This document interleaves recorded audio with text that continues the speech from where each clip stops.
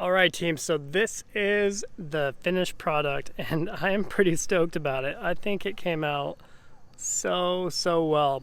And honestly, I didn't really have a whole lot of expectations or high hopes for... Oh, we got a peanut feature right from the beginning. What'd you say? My favorite smell is mechanic, like in the truck. Your favorite smells mechanic? I don't know if that's a smell, Peanut. It can be. Oh, hey, Bulgers. I got a buggy feature. Sorry, guys, you're getting buggy features right at the beginning. Oh, dirty paws. Yeah. Oh, that's cool, buddy. Looking good. Looking good, buddy. All right, team. So, the lift. And I didn't really have a whole lot of expectations, right? Just because, not expectations, that's not the right way to say this. I didn't really care too much about lifting it. Right, so I mean, I actually was a-okay with the stock stance of the 4Runner. Sure, it has a little bit of rake up front, which is I don't know. I mean, to some people that bothers them, but to me, it didn't bother me at all. And I was always a-okay with the stock stance of the 4Runner TRD Pro. With this Westcott Designs perch lift kit, I brought up the front 2 inches and the rear 1.25 inches. Inch and a quarter in the rear. So 2 inches up front, 1.25 inches in the rear, and it really brings out a pretty leveled stance, right? I don't know. I think it looks, granted, we are kind of on a little bit of a hill here, so it's not the best spot to show you. But I am very pleased with it. Sorry. Very pleased with how it came out. I'll pop underneath there. I'll show you at least the front where the notable perch is. And I'll just kind of show you the inside the rear as well here.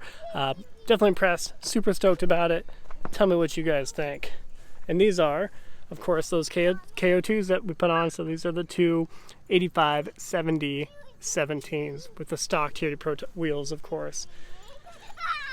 And I went through 4-wheel parts to have them install it. And normally I don't like doing that. Normally I take pride in doing the job as myself, like I mentioned in my previous video. I really do enjoy doing stuff like that typically. But I knew for a fact this was probably going to take me a day and a half to do it all together. That was going to be a day and a half of me busting my knuckles and cursing in the garage and not spending any quality time with the kiddos there. And I guess I'm at that point in my dad life where it's worth it to spend a few $100 and not have it totally be a complete time suck for you, as time could be more valuable. So you guys don't need to hear that from me, but that's my stance on it. And if you guys don't agree with that, I totally agree. I totally understand, because I used to think that way too. I'm like, no way would I ever spend. It was $680 for them to do this, right? So for them to install the full lift and install the tires. I bought the tires separately. You guys know, you knew that I had those before. I bought them when Toyota had their sale, buy 3 get 1 for $1. So I got them for a pretty good deal too. So they installed those, swapped out the older ones, the Nitto Terra grapplers, put these ones on.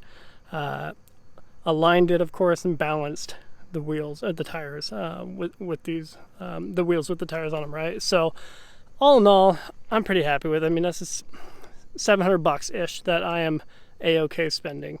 You know, I mean, because it saved me a lot of time, a lot of headache. So there's a side profile, down the side shot. I think it looks so good. But you don't need to hear me geek out the entire video here. All right, so here is, can't see underneath here. So right there, so to the top here, that is the perch, right? So that's like the additional, I know they don't like when people use this word terminology, but that's the spacer. Try to show you a little better. There you go.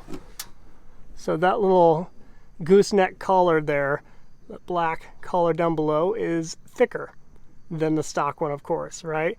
And for 2021, it requires a particular collar on this one, so it's a little bit different. So you can't just get the 2020 4Runner lift kit through Westcott. You have to get, there's a specific one for the 2021. About the same price, really, so no worries. It's just unique to this particular setup, because if you guys recall, Toyota did make minor adjustments to the suspension for the 21 model year here.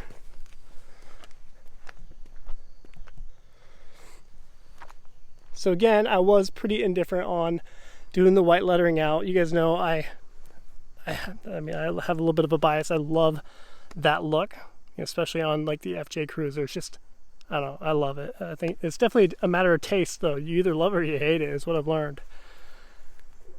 But I think it came together so well. Sorry, I'm not trying to turn this into a video of me just walking around and saying, would you look at that? But that's kind of what this video is. But perfect level stance. And it rides so smooth, and you especially notice it when you're hitting on the brake. It no longer dips and dives as much, so it's a little bit firmer with the additional perch width in there, the collar. You guys know I really considered this time around not doing the white lettering out, just because, you know, I kind of debated on making it match the Tundra a little bit better. You know, if they both had all black tires, bigger tires, they would have matched a little bit better. Whereas now they're not really matching too well. But now that I have it done, I am a-okay with that. So there's that. For those of you who are stopping by for the first time, these are 295/70 18s Nitto Ridge grapplers on the Tundra here.